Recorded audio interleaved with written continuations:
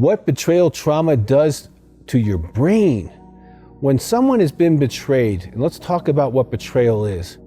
Betrayal, we think of course, someone cheating on you, seeing prostitutes, having an affair with your best friend, someone at work, or you're a husband and your wife has cheated on you with your best friend or neighbor or someone like that. That's the first thing that comes to your mind when you think of betrayal trauma. We call it partner betrayal trauma. If you want to Google that, partner betrayal trauma, you'll find we've done a lot of research on that. And infidelity is part of that. That's one part of betrayal trauma. Another part of partner betrayal trauma is pornography. You think you're living in this great life and you find that your spouse is using pornography and that you're not enough and that what you believed about them isn't true, and then you find out the stuff they're into and it makes it worse and your whole life goes upside down. But then there's also a third part of betrayal trauma. The next partner betrayal trauma is intimacy anorexia. You're married to someone who doesn't give you their heart. They're too busy for you. They blame you. They withhold love. They withhold praise. They use anger and silence. If they have sex, they're not connected, or they're not having sex with you. They can't share their feelings with you. And you feel neglected, alone, and unwanted in your own marriage or your relationship. That's another form of trauma. And that part of betrayal trauma is interesting because all three of these traumas have the same statistical impact on the person. Now I'm going to get to the brain in just a few minutes, but what this does is it can cause depression, weight gain, or weight loss. It can cause a shutdown of them spiritually and emotionally. It can cause PTSD symptoms. I mean, to the 80 or 90 percentile on those symptoms: intrusive thoughts, dreams, not wanting to go out and connect with other people, shutting down. The amount of impact that partner betrayal trauma has on the human spirit, soul, and body is massive. When someone's been betrayed, it's like they've been hit by a truck, but there's no blood anywhere. They're crushed inside, their spirit's crushed, their past is crushed. Who they thought they were to this person, who they thought that person was, the holidays, the vacations, the birthdays, all tainted by now a new narrative, a new story. Their present is destroyed because they don't know what they're going to do. Who is this person? Who am I? Do I have the courage to go forward with them? Do I have the courage to leave them? These are all questions that now existentially they have to ask that they never thought of before. The whole rug has been taken out from under them, and they've planted their face on the floor, and they're out. They don't know what's real anymore. And if that's not bad enough, their future is destroyed. Financially, they could be totally in a different place. If they leave, if they stay, do they put up with it? Is a person going to get help? Are my kids going to know? Are they going to not know? Are they going to turn out the same way? All of these fears about the future now run on them all the time. So betrayal trauma, partner betrayal trauma, is huge. And it affects all of you, spirit, soul, and body.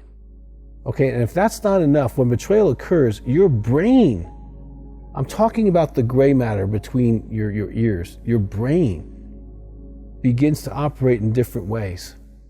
The fear center fires up, and it can stay stuck, fired up, creating a man or woman to be hyper vigilant, trying to check everything out, making sure everything's safe, make sure they monitor their phone and their computers and where they go and their cars. That's a result of your brain being traumatized.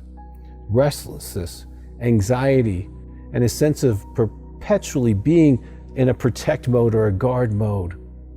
This alters your ability to regulate your emotions and your mood, to be able to calm yourself down. It's like this app is running in your brain all the time, 24/7. It affects the way you think. It affects the way you actually can reason through problems. And even affects the way you can make decisions, and whether they're intelligent or not. Your fear center hijacks your normal functioning, and you find yourself in a world where every task feels challenging. I'm going to make a bold functioning, and you find yourself in a world where every task feels challenging.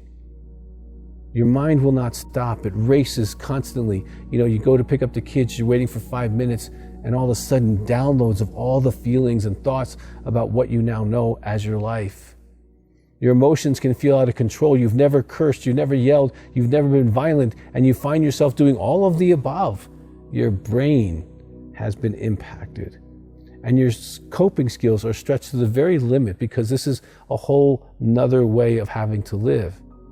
It can also go into that fight mode, okay, where you're just all your resources are gonna be solving the problem. How do we get him help? How do we get her help? What do we need to do? What's the next thing? How do we make sure this never happens again? And you're moving into that fight gear. We're gonna fight for this.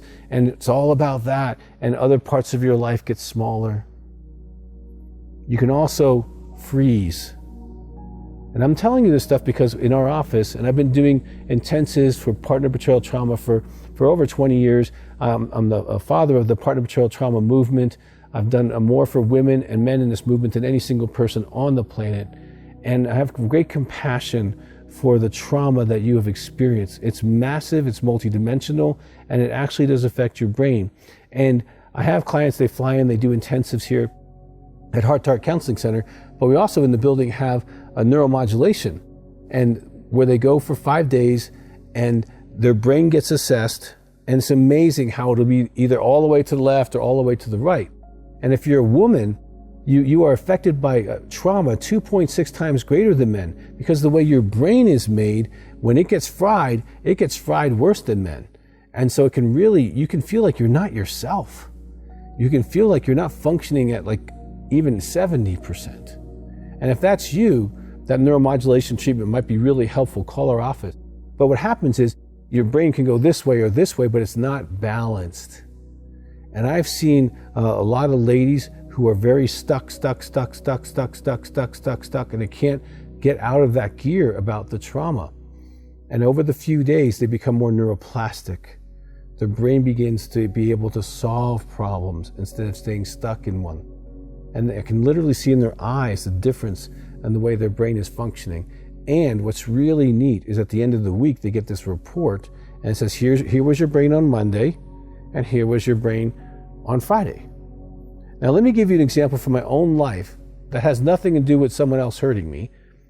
I was in a very severe car accident just a little while back. I have a great Jeep. Fortunately, the whole thing's metal in the front, and it was one of these snowy whiteout days in Colorado, and I was coming around a corner that kind of goes down and around, and as it went down and around, my Jeep didn't go around, it went straight, and the tires just slid right into a Dodge Ram truck. Now, fortunately, it hit me on my passenger side, and fortunately, there's a lot of steel in that Jeep, and fortunately, I wasn't hurt, but the airbag deployed, and boom, and man, I could have died that day, and I knew it. I knew I could have died that day. That's trauma for me. And I could tell when I got out of the Jeep, I just wasn't myself, and I felt that way for about a week. And I'm like, you know what? I'm not shaking this. This is not me. I feel shut down. I feel off. And sure enough, I went into the neuromodulation office and I said, you know, I probably need to do a few sessions. Just tune me up. And the technician said, you know, you've been doing this for a while. Your brain has never been this bad.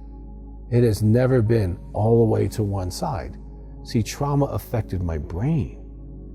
Now, after 4 sessions, my brain was back to better than it's ever been. Everything was centered, everything was functioning in just 4 sessions. Okay, so I understand personally, trauma affects you physically.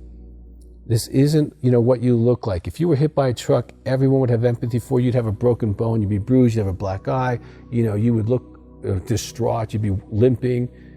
That's what you should look like if someone could see what you look like emotionally and physiologically.